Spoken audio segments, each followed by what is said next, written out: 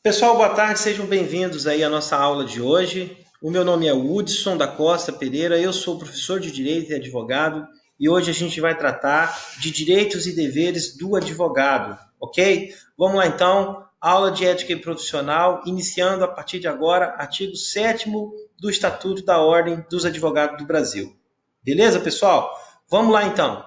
Olha só, o primeiro inciso que a gente vai ver aí é justamente o que trata, então, da prerrogativa do advogado do exercício da profissão em todo o território do país. Tá? A regra expressa lá, então, do inciso 1 do artigo 7º, que preconiza, uma vez o bacharel de direito inscrito nos quadros da OAB, tem, portanto, então, a prerrogativa de atuar em qualquer estado da federação, em qualquer cidade, tá?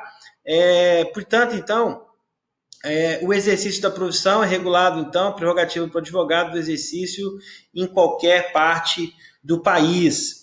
O que mais aí que a gente vai destacar aí, então? Regra da inviolabilidade do escritório de advocacia, tá? Vamos fazer a leitura aqui do inciso 2 aqui, colocando aqui, então, na tela para vocês, inciso 2 do artigo 7º, tá? Deixa eu só aumentar um pouquinho aqui para vocês conseguirem visualizar, para ficar mais nítido aí para vocês que estão acompanhando de casa. Então, olha lá, então, ó, são direitos do advogado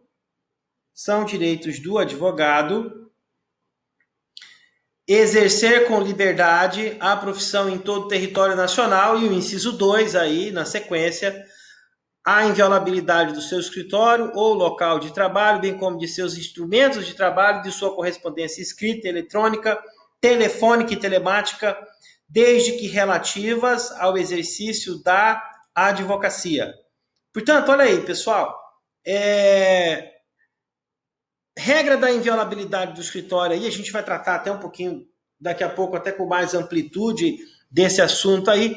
Eu só queria colocar para vocês aqui visualizarem também, né? Esse material aqui, ó, esse caso aqui tomou repercussão no Brasil todo, né? De conhecimento aí de todo mundo. Do episódio lá da PF, da Polícia Federal, quando cumpre o mandado de busca, lá no escritório, né, de defesa do advogado do Adélio Bispo. O Adélio Bispo, justamente esse daqui que deu uma facada lá no atual presidente da República, tá? Veja bem, a Polícia Federal aqui defende que, na época, solicitou autorização da Justiça para efetuar o mandado de busca, visando, então, investigar quem que tinha financiado a defesa. De repente, a partir daí, então, tentar se descobrir quem que tinha sido o quê? O autor, né, ou o mentor, ou o mandante, né, da tentativa de homicídio. Só que é o seguinte, isso daqui acabou esbarrando, no artigo 7º aqui, o inciso 2º da OAB, do Estatuto da OAB, justamente em razão da prerrogativa da inviolabilidade do escritório do advogado, tá? Ou seja, em outras palavras, né, pela regra aqui, deixou bem claro aqui para vocês, ou pela regra aqui do artigo 7º, inciso 2º, né, o escritório, o local de trabalho do advogado é inviolável, bem como os instrumentos de trabalho e a sua correspondência escrita, eletrônica, telefônica e telemática, tá? Isso daqui é regra que visa a proteção do jurisdicionado e não do advogado. Percebam aqui que, no caso, no caso aqui da proteção, da inviolabilidade aqui do escritório aqui, a regra visa a proteção do cliente, do jurisdicionado, daquele, então, que confia, né, ao advogado, o mistério, a tarefa de defendê-lo em juízo, tá? Do contrário fosse, né, a polícia, então, e os órgãos de justiça teriam acesso, né, a toda a correspondência, a comunicação entre o advogado e o cliente, e daí ficaria praticamente o que? Impossível, né, de se fazer a defesa técnica de qualquer pessoa, tá? Então, em que pese alguns aí tenham ficado descontentes com a regra, tá? Decisão aí posterior, né, que determinou aí a nulidade, né, desse mandado de busca e apreensão, aí então, correta do ponto de vista do artigo 7º, né, do inciso 2 do Estatuto, tá? O que cabe à Polícia Federal fazer nesse caso? Tentar investigar por outros meios, tá? Que não firam, que não agridam aí, né, a regra da inviolabilidade do escritório do advogado, ok? Lá no inciso 3 também a gente vai encontrar aí uma outra prerrogativa do advogado, que é de comunicar-se com os seus clientes, tá? Fazendo aqui, então, mais uma vez aqui a leitura do dispositivo. Deixa eu só puxar um pouquinho para cá, para ver se a gente consegue visualizar aqui. Só um instante, vamos tentar visualizar aqui a, a regra aqui.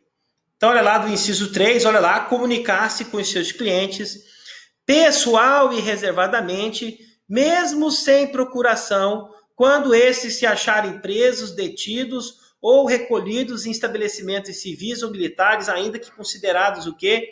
Incomunicáveis.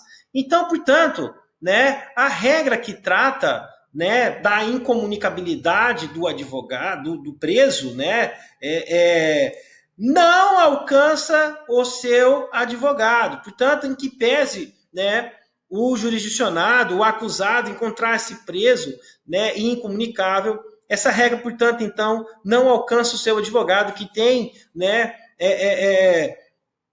por prerrogativa expressa contida no inciso 3 do artigo 7º, o direito, né, a prerrogativa de se comunicar-se com os seus clientes, tá?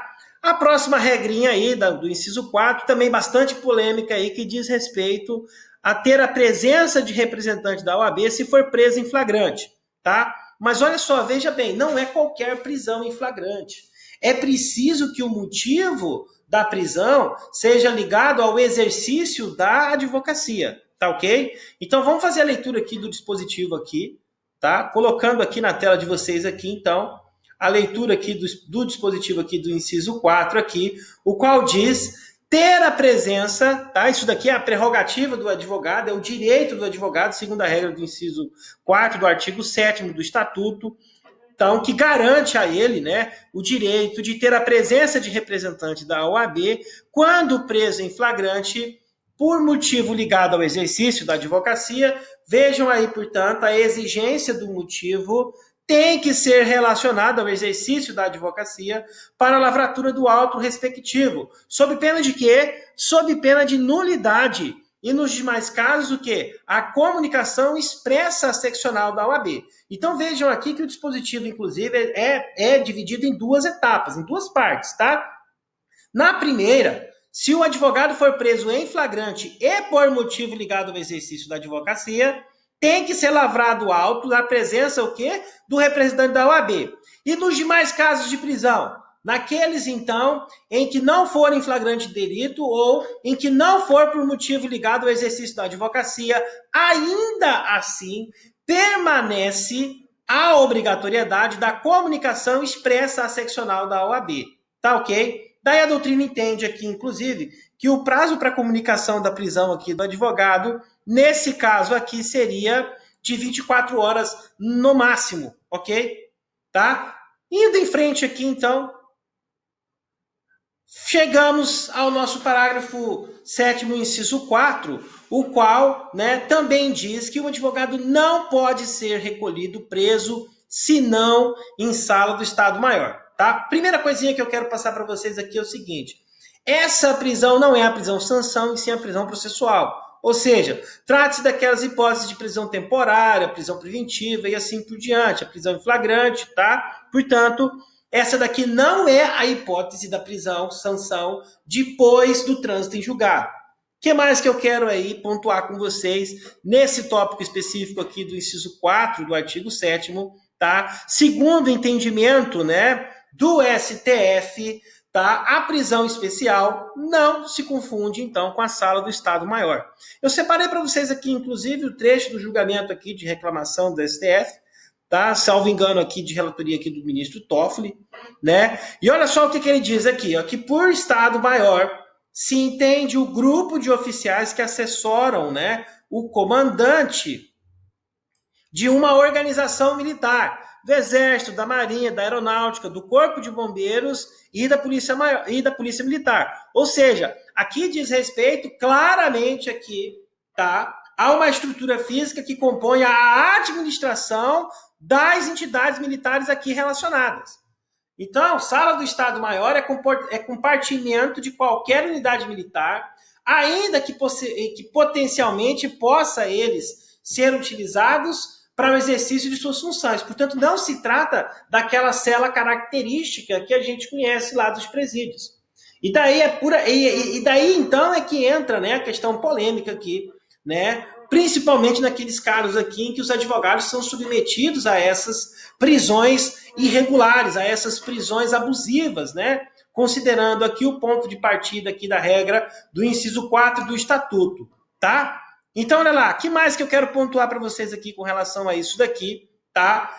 Reclamação, então, número 4.535, tá? Aqui já é trecho aqui de relatoria do ministro Sepúlveda Pertence, no qual ele deixa bem claro aqui que deve-se desfazer o quê? Uma distinção, né? Enquanto que cela, né, ainda que especial, ela tem como finalidade típica o aprisionamento de alguém, ou seja, ela foi construída, ela foi planejada com esse intuito, né? Por isso que ela deve conter grades, inclusive, né? A sala do Estado-Maior, ocasionalmente, é destinada para essa finalidade. Por quê? Porque é compartimento que é destinado, que é a administração da organização militar, e não com a finalidade de prisão. Tá ok? Então, aqui no caso aqui, foi deferido aqui para o advogado, né, que foi submetido a essa prisão irregular, essa prisão abusiva, né, ante a ausência da sala do Estado Maior, foi concedido a ele o benefício da substituição da pena de prisão preventiva ou temporária pela prisão que domiciliar, tá? Isso daqui está pacífico na jurisprudência, inclusive a gente tem diversos casos aqui no próprio estado de Rondônia em que a OAB teve que intervir em favor desses advogados que encontravam-se nessa situação e que também conseguiram o benefício aí da conversão da prisão provisória, da prisão preventiva, né, em prisão domiciliar, justamente em razão que da ausência, da falta de sala do Estado Maior, tá certo? Indo aqui em frente, então, vamos continuar aqui a análise aqui do artigo 7º do Estatuto.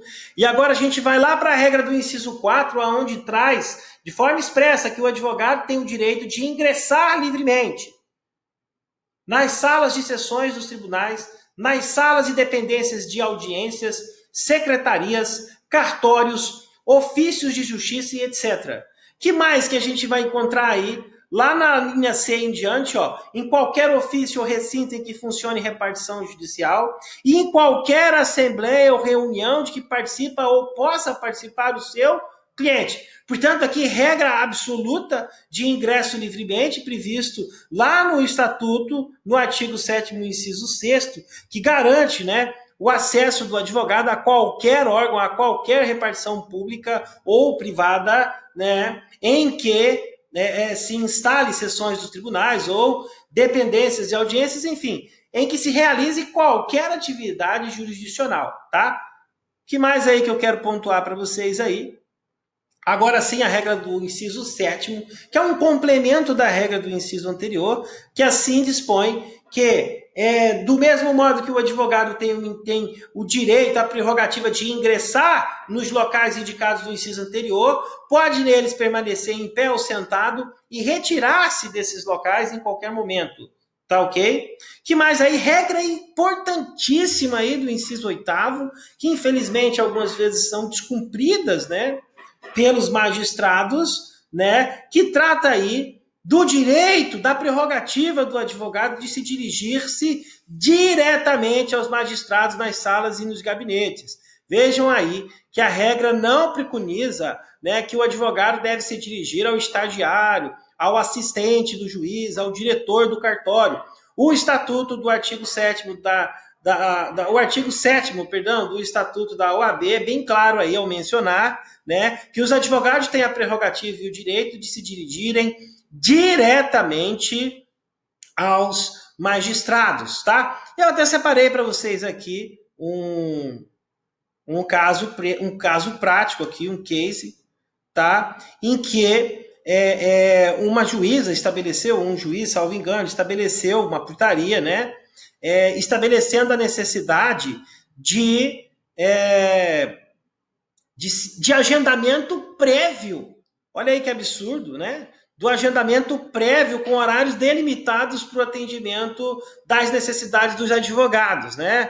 Daí, olha só, né? foi feito um pedido de providências para o Conselho Nacional de Justiça e como não devia de ser diferente, tá? O CNJ, então, anulou a portaria da juíza e ainda deixou aqui bem claro, olha aqui no item 2 aqui do julgado, ó, que o advogado representa a parte que busca a prestação judicional, que é, portanto, então, dever do magistrado atendê-lo, segundo a regra, inclusive, lá do artigo 35, inciso 4, né, da lei da organização da magistratura. Portanto, né, as tentativas, né, dos magistrados aí, que porventura, que eventualmente a gente até lida com isso daí na prática, né, quando eles baixam essas portarias aí, delimitando ou impondo ou restringindo, né, o acesso direto dos advogados a eles, também estão incorrendo aí o quê? Em ofensa direta à prerrogativa do advogado aqui, regra então, portanto, lá do nosso artigo 7º, o inciso 8º, tá ok? Eu só queria fazer aqui para vocês aqui, né, obviamente, né, queria pontuar aqui que a situação que a gente passa, né, atualmente no país é exceção, por conta da pandemia da Covid-19, e daí, portanto, foram estabelecidas regras, né, visando aí a garantia da saúde, né, portanto, aí, totalmente diferente do contexto aqui que a gente está discutindo, tá? Obviamente que nesses casos aqui não se ofende, né, a prerrogativa do advogado, porque estamos, né, sob calamidade pública, decretada inclusive por recomendação da Organização Mundial de Saúde, tá? Então, portanto, as restrições que estamos enfrentando agora são exceção à regra, tá? Portanto, provisoriamente estamos passando por isso daí, mas não ofende aqui no caso aqui, né, o inciso 8º, né, do artigo 7º do Estatuto, ok?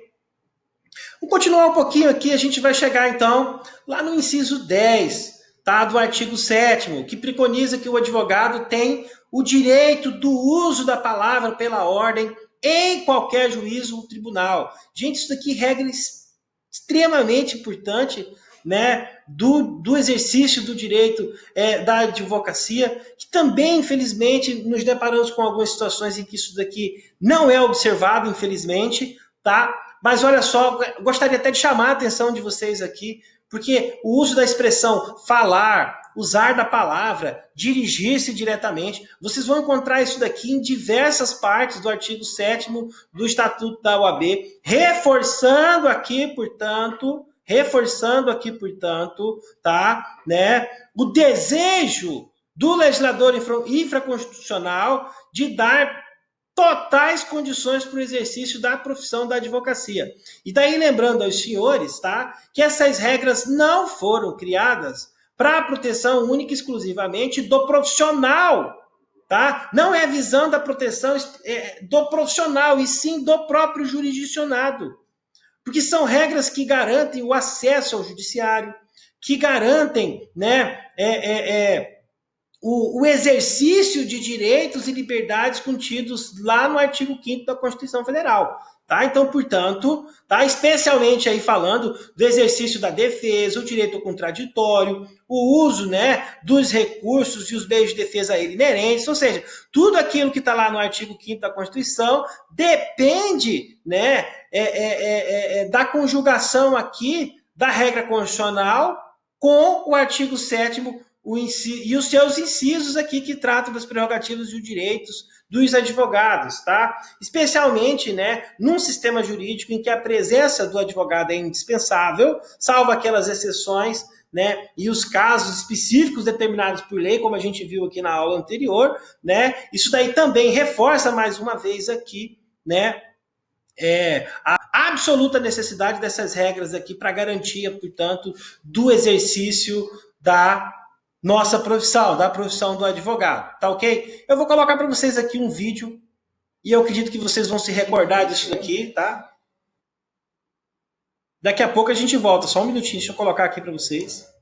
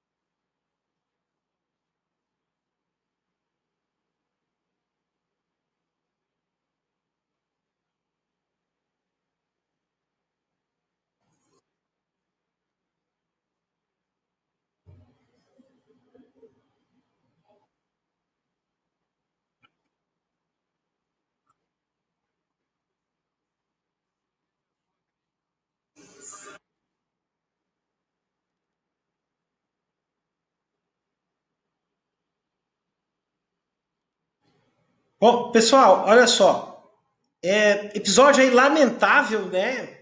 Infelizmente aí envolvendo a figura do ex-ministro Joaquim Barbosa, de quem eu pessoalmente sempre nutri grande admiração, mas que infelizmente nesse episódio aí, né, cometeu aí grande abuso aí, né, em desfavor do colega advogado e feriu aí de morte, né, o inciso 10 do artigo 7º do Estatuto ao caçar a palavra do advogado em tribuna, uma vez que a prerrogativa, né, conferida pelo legislador infraconstitucional, né, do direito do advogado, né, de usar da palavra, tá? Então, ele podia ali ter indeferido o pedido, ele podia ter negado, né, o pedido do advogado, mas jamais poderia ter caçado a palavra dele, né, na tribuna, porque daí então configura então ofensa aqui, né? Violação aqui do inciso 10 do inciso 10 aqui do artigo 7º, tá? Inclusive, a gente vai falar um pouquinho mais para frente a respeito disso daqui, vocês vão ver que esse dispositivo aqui, inclusive, ganhou agora uma nova conotação, tá? Com a nova lei de abuso de autoridade. Eu vou deixar isso daqui mais para o finalzinho da aula, porque daí a gente volta nesse contexto aqui, mas a gente poderia até analisar aqui, de repente, aqui até o cometimento de um crime agora, tá? Em que pese isso daqui aconteceu, portanto, antes, né, da entrada em vigor. Isso daqui foi ainda quando do julgamento lá do mensalão. Os senhores se recordam, então, que isso daqui já faz alguns anos, né? Mas se fosse nos dias de hoje, né? Já aí dentro, sob a égide aí da nova lei de abuso de autoridade em vigor desde 2019, daí talvez a gente poderia aqui ter até, inclusive, aqui um outro desdobramento disso daqui, tá? Mas vamos ficar por aqui por enquanto, tá? Eu queria também pontuar com vocês aqui a regra do inciso 11, que trata do direito do advogado de reclamar verbalmente ou por escrito contra inobservância de preceito de lei, regulamento ou regimento interno. Tá? Isso daqui, olha só, pessoal, eu quero fazer uma observação aqui em cima disso daqui, né? Porque é o seguinte, olha, para você poder fazer essa reclamação aqui, tu tem que conhecer o regimento, obviamente, né? Você não vai reclamar daquilo que você não conhece. Então, aí fica até a dica aí para vocês, principalmente para aqueles que querem, né, seguir carreira da advocacia, né, conhecer o regulamento e o regimento interno do tribunal onde você atua, seja o Tribunal Regional Federal, seja o Tribunal dos Estados, o Tribunal Regional Eleitoral, né, o Tribunal Regional do Trabalho. Portanto, aí imprescindível aí que você conheça, tá, né, o regulamento e o regimento interno do tribunal aonde você atua, tá ok? Inciso 12 aí, ó, mais uma vez aí a expressão falar, né? Ali em cima a gente viu ali reclamar verbalmente ou por escrito, né? Dali na tela anterior a gente viu a palavra aqui, usar da palavra. Aqui, mais uma vez, aqui no inciso 12, né, falar sentado ou em pé em juízo, tribunal, órgão de deliberação coletiva, tudo isso daqui vem a calhar com aquilo que eu acabei de dizer, né? O quanto que o legislador infraconstitucional, né, atribuiu, né, de importância para essas expressões a ponto de repeti-las sistematicamente, inciso após inciso, do artigo 7º do Estatuto. Tá? Isso daqui não está ali à toa. É isso que eu quero dizer. Se o legislador infraconstitucional reforçou tanto isso daí, é porque isso daí é um valor defendido pelo ordenamento jurídico brasileiro, né? E eu até colocaria isso daqui como imprescindível para o exercício da profissão da advocacia.